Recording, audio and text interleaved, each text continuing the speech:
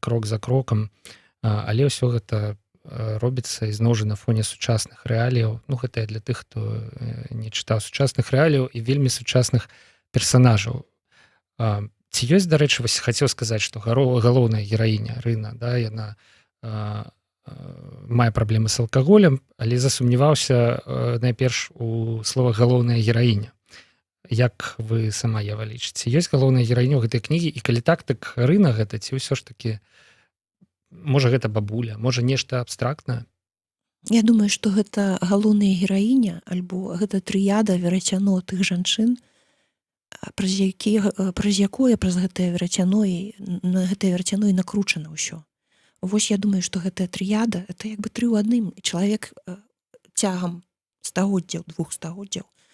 Вось, я б сказала, што гэта 3 галоўныя гераіні, але не толькі яны, бо галоўным героем там выступае, як я ўжо сказала, суб'ектнасць, боль беларускага народу. Неяк так занадта сур'ёзна гучыць, праўда? Я бы не хацела, каб гэта загучала занадта сур'ёзна, я б не хацела, каб мяне занадта сур'ёзна ўспрымалі, як і мою кнігу.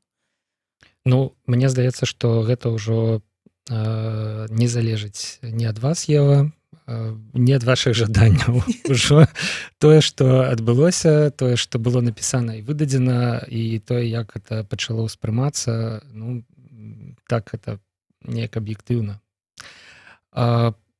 І неяк усё гэта гучыць матрыархальна. Вельмі.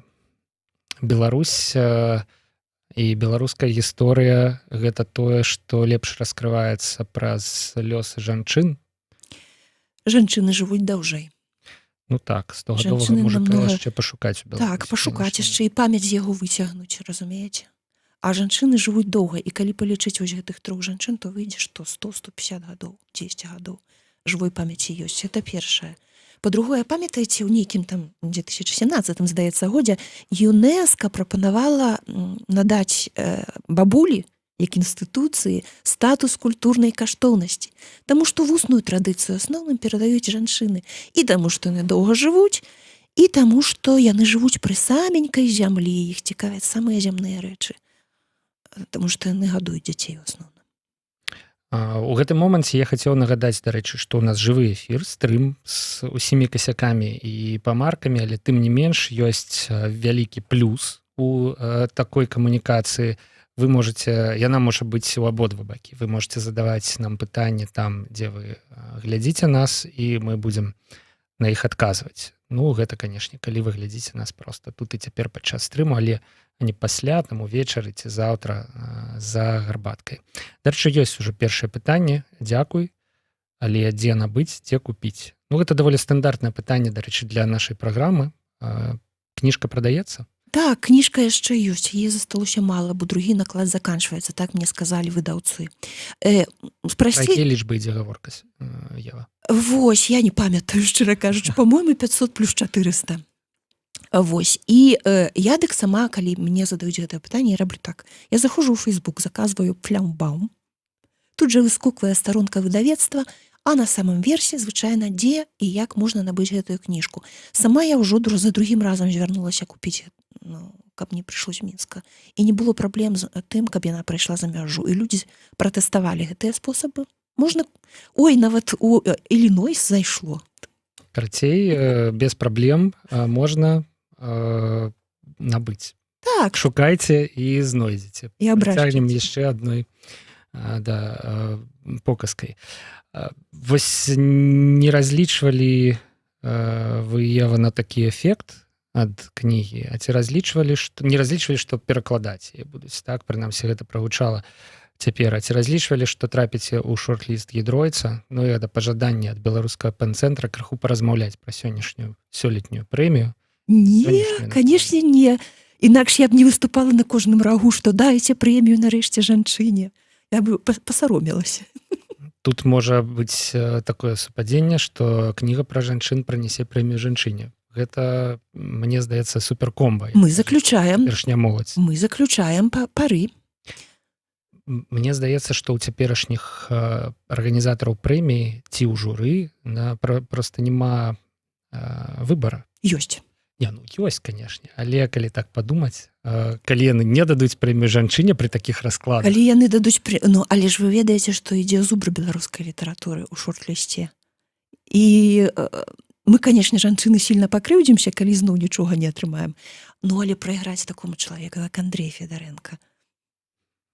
Я думаў, пра каго з шорт-лісцераў ёсць такое моднае слово размова. Гэта пра Андрэя Федарэнку. Я абажаю Андрэя Федарэнку. Гэта Глеба, гэта Глыба. Я памятаю, што да 4 раніцы не магла адарвацца ад яго аповесці, якая, ў прынцыпе, не з'яўляецца радаснай. Пра тое, як чалавек прыехаў, вярнуўся ў вёску, і што яго там спаткала ў гэтай вёсцы.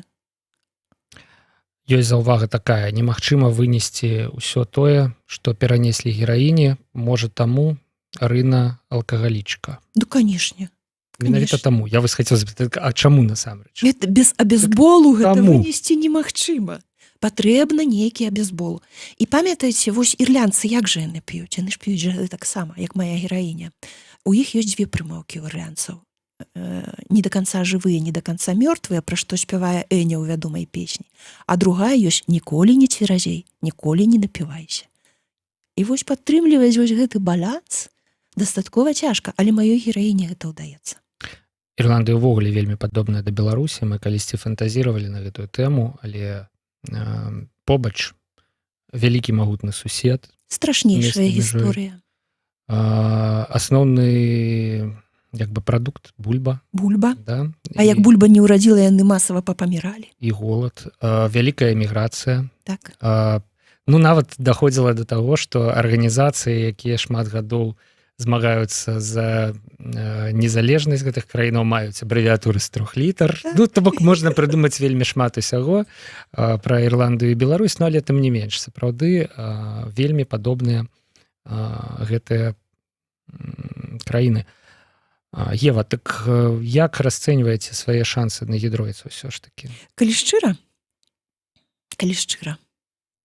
Цяпер вось з вышыні пройдзеных прэзентацый, прачытаных водгукаў пра кнігу, да, захапленняў. Я не хачу падацца какеткаю, так? Но я бы дала Тані Скарынкінай. Ну што ж, я думаю, што неўзабаве мы пачуем, што на гэтае пытанне ў эфіры Еўрарадыё адкажа сама Тацяна Скарынкіна. Вось будзе гэта камплімент у адказ нейкі ці што-небудзь іншае. Вось, і мы ўжо ў эфіры 15 хвілін, і я думаю, што прыйшоў час папрасіць Еву прачытаць які-небудзь кавалачак з кнігі. Я вырашыла не думаць задоўга, а пачаць адразу з першай главы. Чаму я выбрала гэты кавалак? Таму што яго ніхто не любіць. Ён пачынаецца з таго, як Рына едзе да хаты і п'е у прыбіральні з гарла. Конечно, гэтага ніхто не любіць. Мне заўсёды задаюць пытанне, чаму я выбрала такую непрывабную гераіню і чаму я яе не пакарала за тое, што яна алкагалічка кончаная, і чаму яна не выправілася да канца і не збіраецца, па-мойму, выпраўляцца. Я нічога не магу сказаць на гэтае пытанне. Я лічу, што людзі алкаголікі стыгматызаваныя крыху мацней, чым заслугоўваюць, таму што гэта проста пакутлівы і павольны від прыстасавацца да рэчаіснасці, альбо ўцячы з гэтай рэчаіснасці, альбо, як сцвярджаюць, гэта расцягнены суіцыд. Канешне, доўга гаварыць пра гэта я не буду, але мяне прыцягваюць расцягненыя суіцыды. Ну, мне здаецца, што спроба неяк лічыць ці выпраўляць алкаголікаў, яна мяжуе са спробай лечыць гомасексуалаў, то бок, відавочная стыгматызацыя, і тут я абсалютна згодны. Проста хацеў выказаць сваю шчырую салідарнасць з алкаголікамі. А якая цікавая гэта хвароба. Да чалавека падсяляецца лярва ўнутры, цмок, які пачынае змяняць гэтага чалавека знутры, і ты не ведаеш, дзе лярва, а дзе чалавек, дзе цмок, а дзе чалавек. Ці ж гэта не цікава па-сапраўднаму? І ці ж мы, пісьменнікі, журналісты, не павінны цікавіцца самымі цікавымі рэчамі, нават калі яны чорныя, брудныя і страшныя. Усе цікавяцца смерцю, усе цікавяцца алкагалізмам, бальшыня людзей. Так чаму ж мы павінны ад гэтага хавацца? Ну і яшчэ перад тым, як вы пачнеце чытаць, я хацеў бы сказаць, што таксама для мяне вельмі дзіўная пастаноўка, гэта чаму не пакараны герой алкаголік, гераіня алкагалічка. Ну таму што колькі алкаголікаў пакараныя ў жыцці навокал нас, і ўвогуле што это за пастаноўка пытання, што за нешта мусіць абавязкова прыйсці пакаранне. Нават калі вы лічыце, што гэта справядліва, шаноўныя людзі, у которых у галавах ёсць гэтае пытанне, дык наш свет ён несправядлівы. І нават калі вы лічыце, што нехта мусіць быць пакараны, тое, што ён застаецца без пакараны, это абсалютная норма. Ну, гэта як бы, мне здаецца, што гэта хрысціянскі этас на нас так уплывае.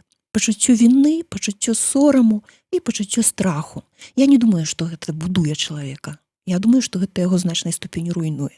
Але мне не хочацца крыўдзіць хрысціянаў. Што ж, паслухаем невялічкі кавалачак, самы пачатак. Так, да дамавіны называецца.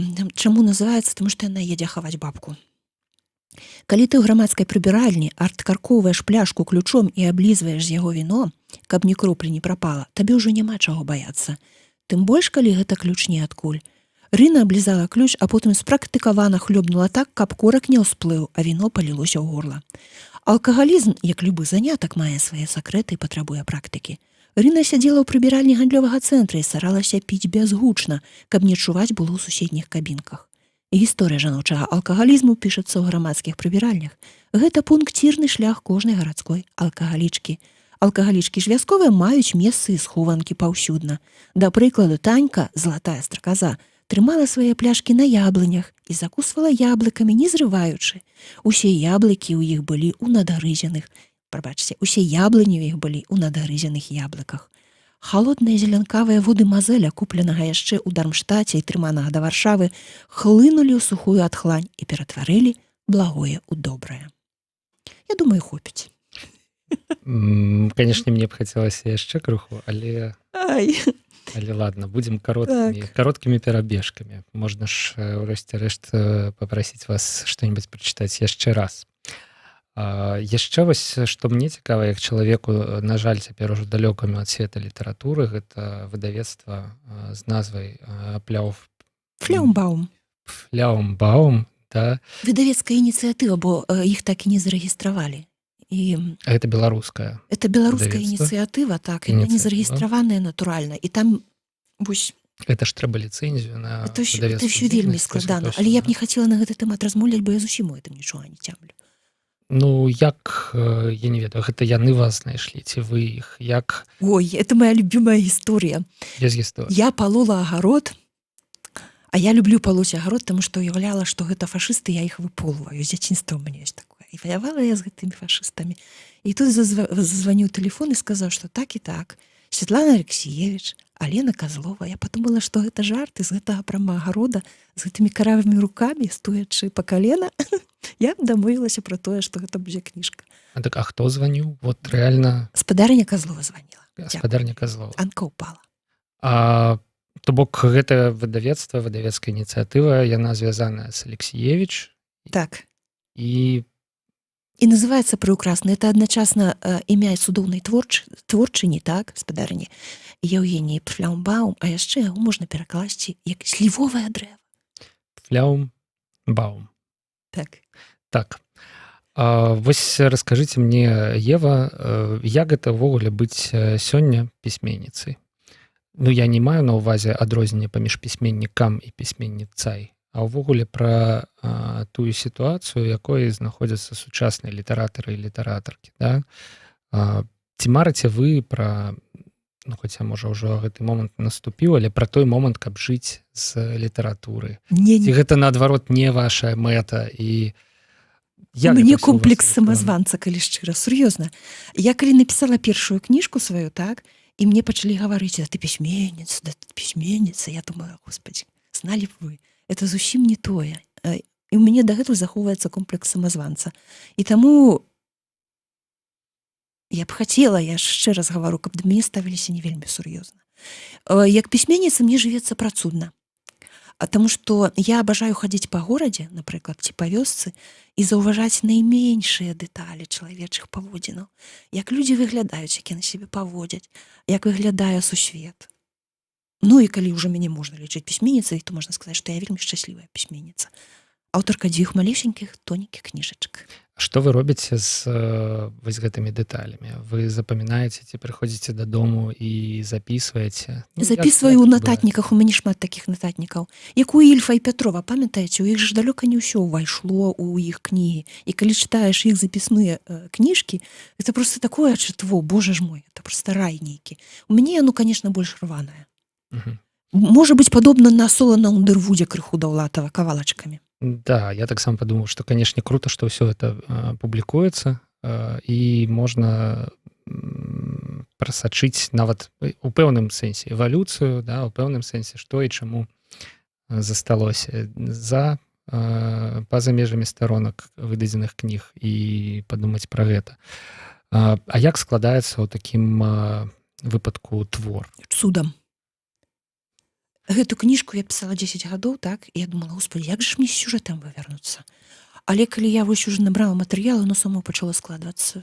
На гэтае верцяно пачалі і было вельмі шмат нейкіх містычных супадзеянняў. Мне сустракаліся героі, пра якіх ніхто не ведае.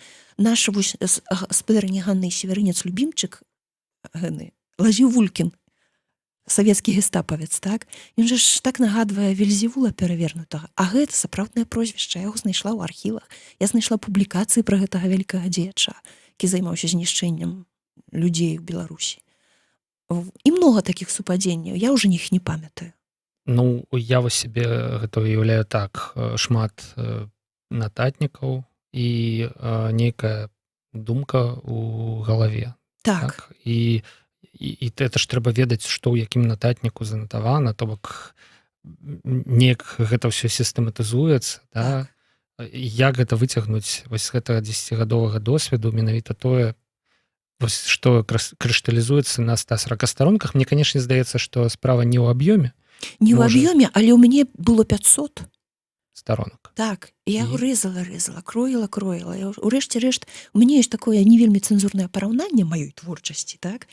Памятаеце, у Футураме ёсць такі звярок, які какае вельмі цяжкай матэрыяй. Да. Да, так вот у мяне было параўнанне, што я просто какаю цяжкай матэрыяй. Так. Я кандэнсавала гэта ўсё. Мне было цікава зрабіць сапраўды цяжкую матэрыю. Ну вось я, дарэчы, бачу адразу в сабе нежаданне мірыцца вось з гэтым падыходам, не стаўцеся да мяне сур'ёзна. То бок кніжку напісалі, выдалі, а ніякай адказнасці несці не хочам. Менавіта так. Ну, круто. Не хачу я несці ніякай адказнасці. Але так не бывае. Мне здаецца, што это частка вось гэта крыжа, які нясе пісьменнік, ну і ўвогуле любы творца, да, гэта тое, што як бы так выслізгнуць з-пад гэтага крыжа? Ну, паглядзім. У прынцыпе, па-першае, 21 стагоддзя, па-другое, розныя сітуацыі і лёсы пісьменнікаў здараюцца. Я так думаю, што большасць пісьменнікаў і пісьменніц ўсё ж такі хочуць атрымліваць асалоду ад свайго статусу. А тут у нас абсалютна іншы. Знаеце, хто мой любімы герой? Злое насякомае Карамазаў старэйшы. Злобны трыкстар. Вы разумееце, да якой ступені я ўвогуле пазбаўлена пачуцця адказнасці? Ён всіх трыерыць, але... Так, але пры гэтым юродзе, вы прыкінеце кім заўгодна. У яго было вельмі злое пачуццё гумару, вельмі дасціпнае. Не чапайце мяне, я ні за што... Ну ладно. Сябры, што хачу сказаць. У прынцыпе, паўгадзіны вельмі такой плотнай, цяжкай матэрыі размовы з Евай Вежнавец пра кнігу «Па што ідзе швоўча» мінулі. І калі шчыра, у мяне ёсць жаданне, раней у нас творчай кухні былі па гадзіне, нават крыху больш, да? Але ў мяне ёсць жаданне ўвогуле не цягнуць ката за хвост, тым больш, што перад эфірам, перад гэтым стрымам пісьменніца прызналася нам, што яна ўжо стамілася ад таго, каб, ну, я думаю, што это таксама какетства, але ад гэтых бясконцых прэзентацый, на якіх трэба распавядаць, пра што ж там вядзецца ў гэтай кнізе і адказваць прыкладна на такія ж пытанні, якія я вось сяжу і задаю цяпер. Таму захаваем крыху няскончанасці і недасказанасці і на гэтым сённяшнюю творчую кухню скончым. Дзякуй вам вялікі, спадарыня Ева, што завіталі да нас на Еўрарадыё. удачы Дзякуй. на прэміі Усім. гідроіца і канешне вось гэты падыход ніякай адказнасці, я яго запомню і магчыма паспрабую інтэграваць ва ўласнае жыццё. Мне вельмі ён падабаецца. Да пабачэння. Да пабачэння. Да пабачэння, шаноўныя слухачы і гледачы Еўрарадыё. Пабачымся і пачуемся.